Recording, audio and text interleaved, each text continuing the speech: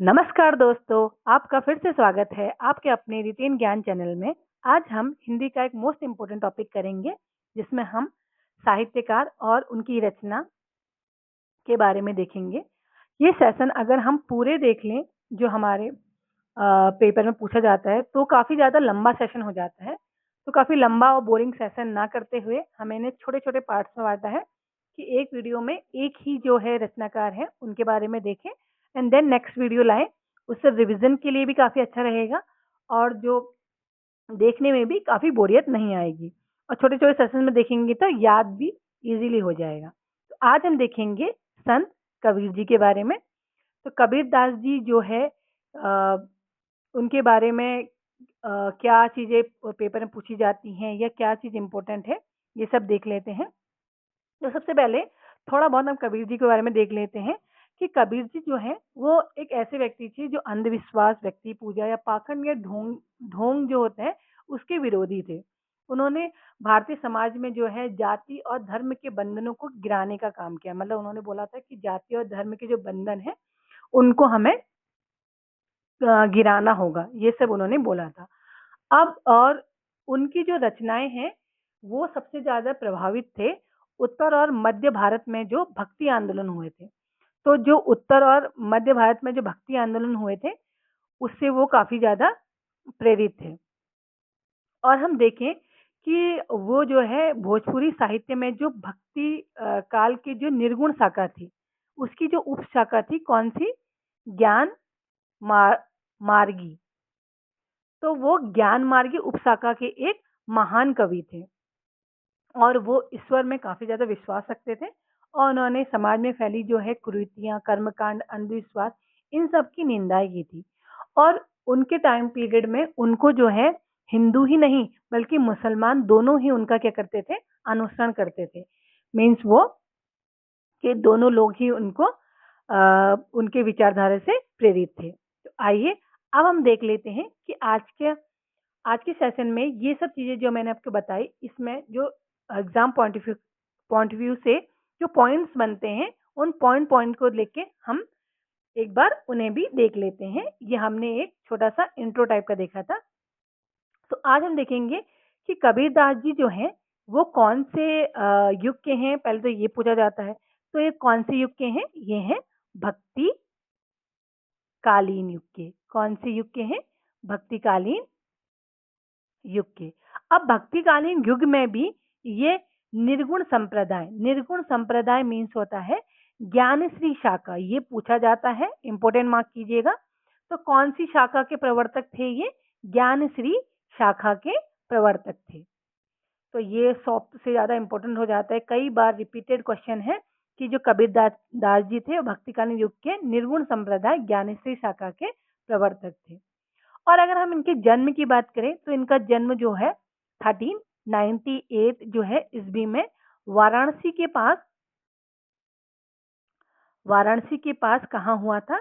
लहरतारा में। कहाँ पर हुआ था? लहरतारा में। और ये कहाँ पड़ता है? यूपी में। तो यूपी में इनका जन्म हुआ था। और इनके जो गुरु का नाम था, अक्सर गुरु के नाम भी पूछे जाते हैं, तो इनके गुरु का नाम क्या था? रामानंद। क्या नाम थे इनके गुरु का? रामानंद। और बचपन में जो कबीर दास जी का पालन पोषण किया था, वो किया था नीमा व नीरू नामक दंपति ने। तो इनका पालन पोषण किसने किया था? नीमा और नीरू नामक दंपति ने। और इनकी पत्नी का नाम लोई और पुत्र का नाम क्या था? कमाल था। क्या था? लोई और कमाल। और कबीर दास की मृत्यु की बात करें तो इनकी मृत्यु हुई थी 1518 मतलब 1518 ईस्वी में। कहाँ पर? बस्ती के निकट। कहाँ पर हुआ था? बस्ती के निकट। हजार। और अभी कभी कभी क्या होता है कि किसी किसी को किसी उपनाम से मतलब कोई नाम दिया जाता है, किसी के द्वारा उन्हें कुछ कहा जाता है। तो यहाँ पर देखें तो ये पूछा जाता है कि हजारी प्रसाद द्विवेदी ने, किन्ने? हजारी प्रसाद द्विवेदी जी ने कबीरदास को क्या बोला था? उन्हें बोला था वाणी का डिक्टेटर। और एक और चीज उन्होंने बोली थी, मस्त मौला।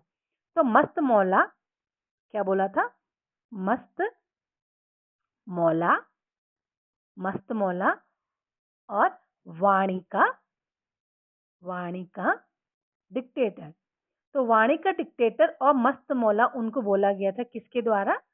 हजारी प्रसाद द्विवेदी के द्वारा।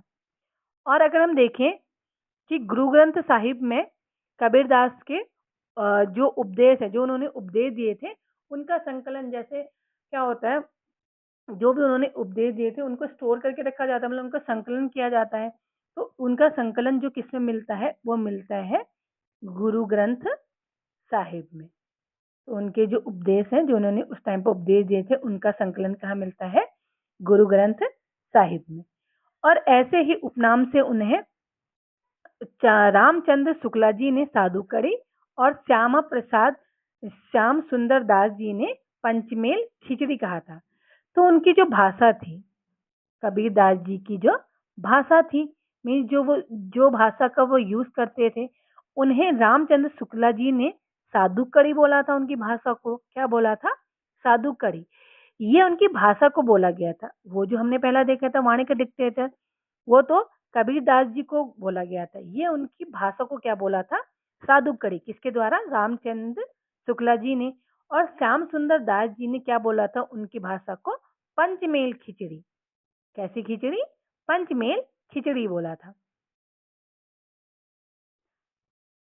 और अब हम नेक्स्ट देख लेते हैं। अब देखते हैं कबीरदास जी की जो रचनाएं हैं। पहले हम देख लेते हैं कि कबीरदास की जो भाषा थी वो कौन कौन सी थी। तो उनकी भाषा थी अवधी, वो अवधी भाषा में बोलते थे। साधुकड़ी, अभी हमने ऊपर भी देखा था, कौन सी? साधुकड़ी। और पंचमेल खिचड़ी। तो उनकी कौन कौन सी भाषा थी? एक तो अवधी थी, एक साधुकड़ी, एक पंचमेल खिचड़ी भाषा। और कबीरदास के जो शिष्य थे ने उनकी वाणियों का संग्रह, मतलब जो भी उन्होंने वाणी बोले थे, उनका संग्रह किसमें किया था? एक बीजक नामक ग्रंथ में। कौन सा? बीजक ग्रंथ में। तो उनके वाणियों का संग्रह किसमें किया गया था? बीजक नामक ग्रंथ में। अब इस बीजक के भी 3 भाग थे। कितने भाग? 3। एक साखी,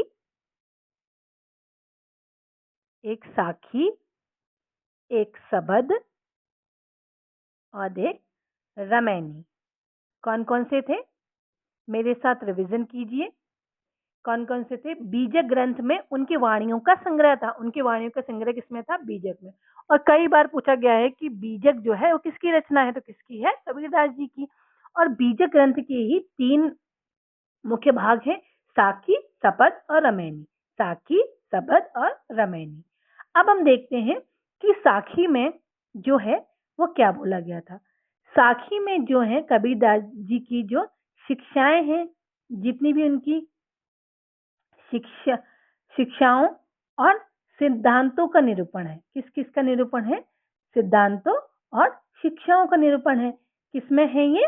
साखी में। तो साखी में क्या है? उनकी शिक्षाएं बोली गई हैं और उनके जो सिद्धांत थे वो रखे गए हैं। और अगर हम रमैनी की बात करें, रमैनी में उनकी चौपाई ग्रंथ रखी गई है। क्या रखी गई है? चौपाई छंद रखे गए हैं। क्या रखे गए हैं? चौपाई छंद, जिसमें दार्शनिक विचारों का निरूपण किया गया है। किसके विचारों का निरूपण किया गया है? दार्शनिक विचारों का। और अगर शपथ की बात करें, सबद, शब्द की बात करें, तो इसमें प्रेम व अंतरंग अंतरंग साधनाओं को अभिव्यक्त किया गया है। तो किसको किया गया है? प्रेम और अंतरंग साधनाओं को अभिव्यक्त किया गया है। और जो शब्द है की रचना गे पद में की गई है। कौन से पद में की गई है? गे पद में। शब्द की रचना गे पद में की गई है। फिर से देख लेते हैं, जो कबीर की जो वाणियों का संग्रह किसमें किया गया था? बीजक में। बीजक के 3 इंपोर्टेंट भाग है, साखी, सपद और रमैनी। साखी में उनके सिद्धांतों और सिद्धांतों और शिक्षाओं को निरूपित किया गया है। और अगर हम रमैनी में देखें तो उनके चौपाई छंदों को लिखा गया है। और अगर हम उनके जो है शब्द को देखें, उसमें जो है प्रेम और अंतरंग साधनों को अभिव्यक्त किया गया है। और इसकी जो शब्द है उसकी रचना किसमें की गई है? गेपद में की गई है। तो कबीर जी के बारे में ज्यादा कुछ है नहीं, उनके बारे में पूछा जाता है जो हमने यहाँ कवर किया था, और उनकी एक के बीजक जो उनकी रचना है या उनके पार्ट्स जो हैं उनके बारे में पूछा जाता है। तो ये हमने इधर कवर किया था। तो आज का सेशन हम यहीं खत्म करते हैं। अगर आपको आज का सेशन अच्छा लगा तो हमें लाइक कीजिए, सब्सक्राइब कीजिए।